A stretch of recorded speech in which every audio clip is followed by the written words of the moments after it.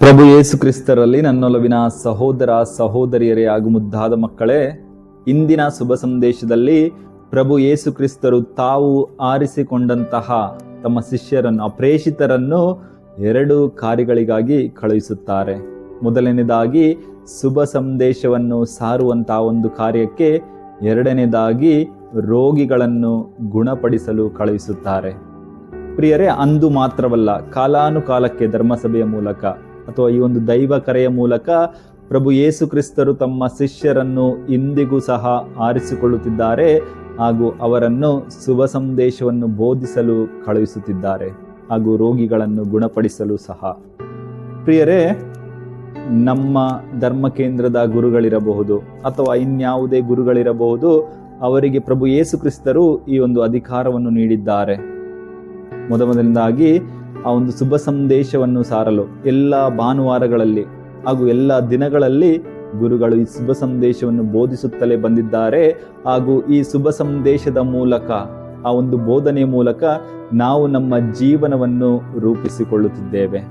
ಆದ್ದರಿಂದ ನಾವು ಹೆಚ್ಚಾಗಿ ಇವರು ಬೋಧಿಸುವಂತಹ ಆ ಒಂದು ಶುಭ ಸಂದೇಶವನ್ನು ನಾವು ಆಲಿಸಬೇಕು ಹಾಗೂ ನಮ್ಮ ಜೀವನದಲ್ಲಿ ನಾವು ಪಾಲಿಸಲು ಬೇಕು.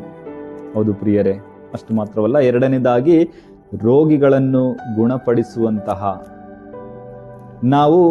ನಮಗೆ ರೋಗ ರುಜಿನಗಳು ಬಂದಾಗ, ನಮ್ಮ ಬಾಗಿಲನ್ನು ತಟ್ಟಿದಾಗ ನಾವು ಮಲ್ಟಿ ಸ್ಪೆಷಾಲಿಟಿ ಹಾಸ್ಪಿಟಲ್ಗಳಿರಬಹುದು ಅಥವಾ ಉತ್ತಮ ವೈದ್ಯರ ಬಳಿ ಓಡಿ ಹೋಗುತ್ತೇವೆ. ಅದು ಬೇಕು, ಆದರೆ ಅದು ಸಾಲದು.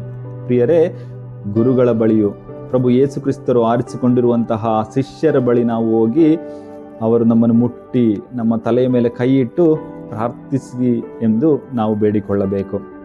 ಏಕೆಂದರೆ ಈ ನಮ್ಮ ವೈದ್ಯರು ಹಾಗೂ ಈ ನಮ್ಮ ಗುರುಗಳು ಇಬ್ಬರ ಪ್ರಯತ್ನದಿಂದ ನಾವು ಸಂಪೂರ್ಣವಾಗಿ ಗುಣ ಹೊಂದುತ್ತೇವೆ. ಕೇವಲ ದೈಹಿಕ ರೋಗಗಳು ಬಂದಾಗಲ್ಲ, ಬದಲಾಗಿ ಮಾನಸಿಕವಾಗಿ ಅಥವಾ ಆಧ್ಯಾತ್ಮಿಕವಾಗಿ ನಾವು ನರಳುತ್ತಿರುವಾಗ ಈ ಗುರುಗಳ ಬಳಿಯೆಲ್ಲ ಹೋಗಿ ಅವರ ಒಂದು ಆ ಪ್ರಾರ್ಥನೆಯ ಮೂಲಕ ನಾವು ಗುಣ ಹೊಂದಲು ಸಾಧ್ಯ. ಆದ್ದರಿಂದ ಪ್ರಭುವೇ ನೀಡಿರುವಂತಹ ಈ ಒಂದು ಸೌಲಭ್ಯಗಳನ್ನು ನಾವು ನಮ್ಮ ಜೀವನದಲ್ಲಿ ಉಪಯೋಗಿಸಿಕೊಳ್ಳೋಣ ಹಾಗೂ ಉತ್ತಮ ಕ್ರೈಸ್ತ ಜೀವನವನ್ನು ಜೀವಿಸೋಣ. ದೇವರು ನಮ್ಮೆಲ್ಲರನ್ನು ಆಶೀರ್ವದಿಸಲಿ. ಆಮೇನ್. ಹಲ್ಲೆಲೂಯಾ.